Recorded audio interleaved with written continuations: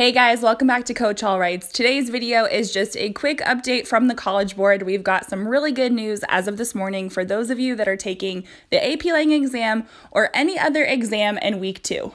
While most students seem to have no difficulty at all submitting their AP test during week 1, there were some students who followed all the protocol and still had issues actually submitting their exam. They basically received an error message. And obviously that can be incredibly frustrating and disheartening. So now there is a backup plan in place for week 2. Basically what's going to happen is if you receive a message that says, "We did not receive your response," and you know you definitely put it in the exam system, you're going to be given a unique email address. And so what you're going to need to do is you're going to need to email your response to this email address immediately. This is a backup protocol in case you get this error message. Due to exam security, if you are a student who received this message about your response not being properly submitted last week during week 1, unfortunately, there is no way for you to retroactively email them your exam. You're going to need to request to take a makeup exam. And so you do this by going to the College Board's website. If you encounter a problem this week during week 2, during an AP test that is not related to a submission error, you need to also go to their website to request to take a makeup test in June. While the "we did not receive your response" was a system error and not student error, there were some issues that were the result of not being prepared. So let's talk about some things that you as a student can do right now to make sure that you are ready for your exam coming up this week. For those of you taking an exam on a computer, it's really important that you check that your internet browser is up to date. So whether you have Google Chrome or Firefox or maybe Safari, you want to make sure that you have the latest version of that installed on your computer. It's very easy to assume that because everything seems to be working that you have the latest version, but this might not be the case. If you have a shared computer that you share with maybe your parents or your siblings, it's also easy to assume that somebody else made sure the browser was up to date. It is your exam. You need to double check your browser, please. It will save you some stress next week because you want to make sure that everything is working properly. So another thing to think about is that you need to know the different keyboard commands for copying and pasting. I wouldn't cut and paste and put your stuff in the exam window. I would make sure that you copy and paste. If you do accidentally use the cut and paste feature instead, then just know that you can usually go back and undo that. But you want to make sure that if there is a system error, that you still have a copy of your test, because remember, you're going to need to email it. And so if it's the last thing that you copied, it would still be there anyway. But lots of things can seem really simple now, but when you're actually taking the exam can be super stressful. So make sure that you know how to use the keyboard commands to copy and paste. In my personal opinion, it seems like the option to copy and paste is probably going to be the most direct.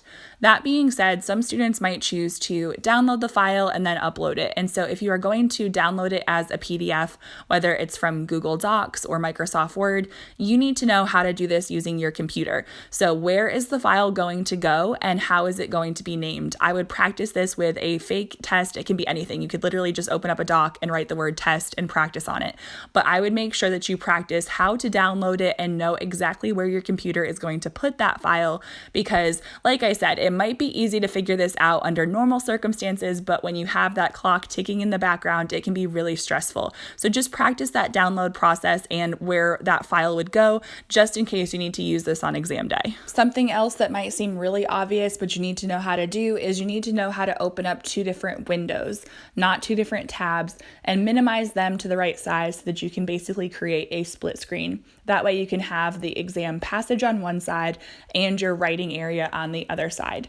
Also, if you have a computer that has a do not disturb mode, it would be a good idea to practice putting it in do not disturb mode. For certain computers, you can actually change the settings to have it do this in advance. That way you don't have to worry about it the day of the test. But if your phone and computer are somehow synced, you don't want your notifications to be popping up on your computer screen.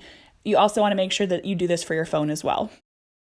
For those of you that are taking the exam on your phone, you're going to have 2 different options. You can upload a photo file or a text file.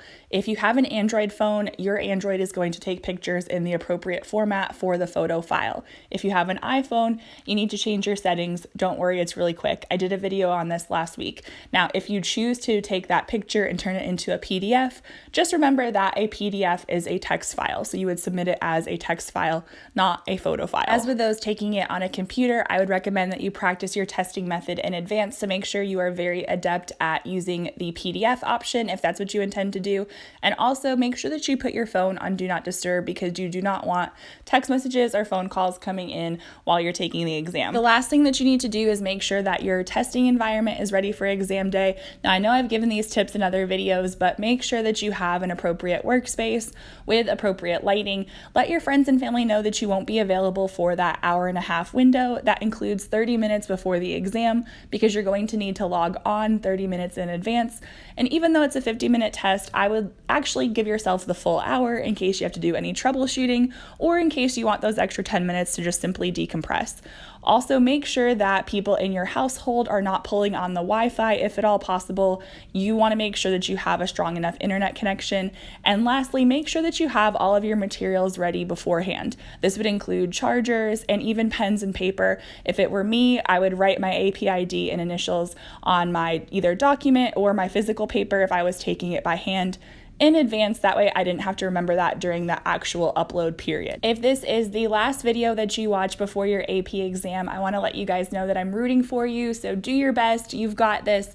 If you want additional help before the AP Lang exam, I have several other videos about rhetorical analysis that you might find helpful. So until next time, guys, happy writing!